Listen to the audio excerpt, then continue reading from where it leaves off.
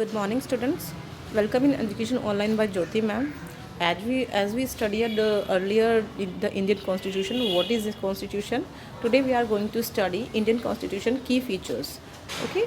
System of parliamentary governance. What is parliamentary governance? Parliamentary governance, which is conducted by the people's representative.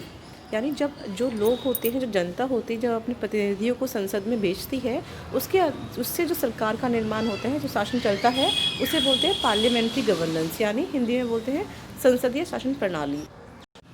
जो हमारा constitution है उसमें right to vote का एक प्रावधान किया गया है।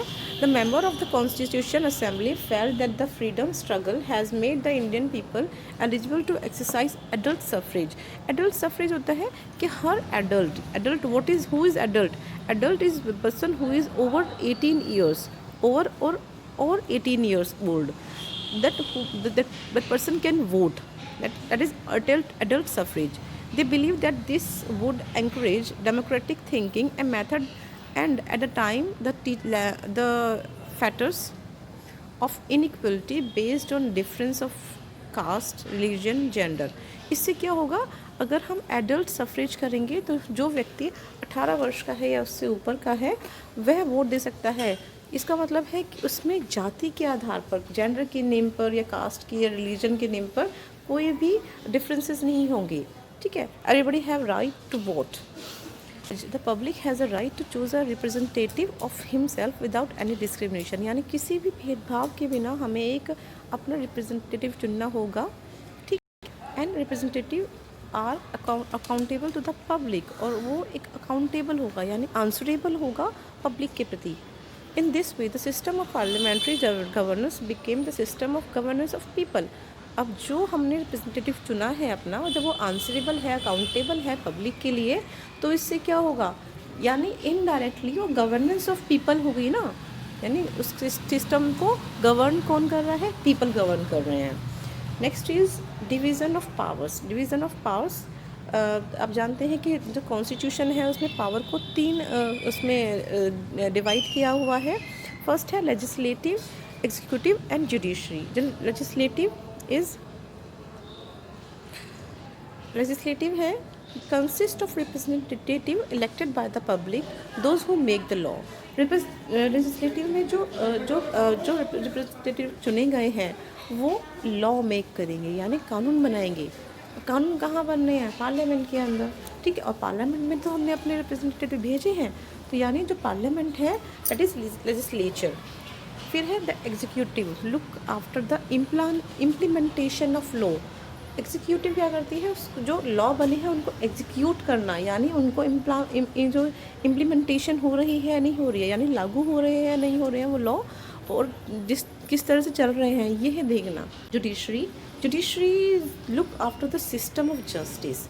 If we are making laws, we are making laws and implementation it, but if they are not followed by the people or the anybody in the system, so judiciary makes sure that law should be followed by everyone.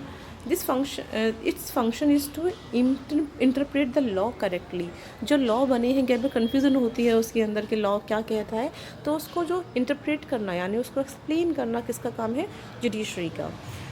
To prevent misuse of power by any branch of the state, किसी भी state की जो branch है उसका misuse ना करे अपनी power का। और providence has been made that the power of all these organs will be different from each other, कि सबकी जो पावर है वो एक दूसरे से अलग है, यानी सबकी जो ड्यूटीज़ है, लाइबिलिटीज़ हैं वो अलग है। On the basics of sharing of power, each limbs rest on the other limbs and thus there is a balance of power between the three limbs. अब क्या है, हर एक जो लिम्ब है, यानी हर एक जो एग्जीक्यूटिव है, चाहे लेजिस्लेचर है या जुडिशरी है, वो एक दूसरे को आंसरेबल है, एक दूसरे के लिए अकाउंटेबल हैं। नेक्स्ट है आपका एक्टिविटी है, कॉलम्स हैं, column A, column B. Minimum age of voting in India is 18 years. Elected by the people, what elected by the people, that is representative, जो हम चुन के भेज रहे हैं अपने। struggle for freedom, that is freedom struggle. law making agency, what is law making agency, that is legislature. law enforcing agency, that is executive, and the agency which interpret the law and give justice, that is judiciary. Right.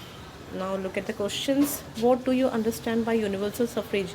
As we study, universal suffrage is to choose a representative for himself without any discrimination. Okay, the public choose the representative. That is universal suffrage. Next question is parliamentary system of governance is the system of public governance.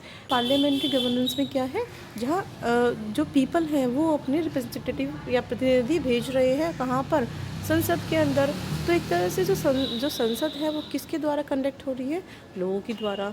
तो इस तरह से हम बोल सकते हैं कि parliamentary system है वो एक तरह से सिस्टम ऑफ पब्लिक गवर्नेंस बन जाता है. What are the main parts of the state? There are 3 main parts of the state. And what is their importance? Their importance are to make law, to implementation of the law, and to interpret the law correctly. Explain sharing of power. What is sharing power? Sharing of power is which the 3 limbs have different powers, they have different liabilities, they have different duties, but they are working for the main cause. What is the main cause? To make law, to implementation of law, and to to apply law correctly. Okay तो इस तरह से क्या है, वो sharing कर रहे हैं पावर की, यानी पावर को बांटा गया है. किसी एक लिम के पास सारी पावर नहीं है. ऐसा नहीं है कि जो एग्जीक्यूटिव है वो सब पावर लेके बैठा हुआ है. सबको पावर को शेयरिंग किया गया है. This is called decentralisation.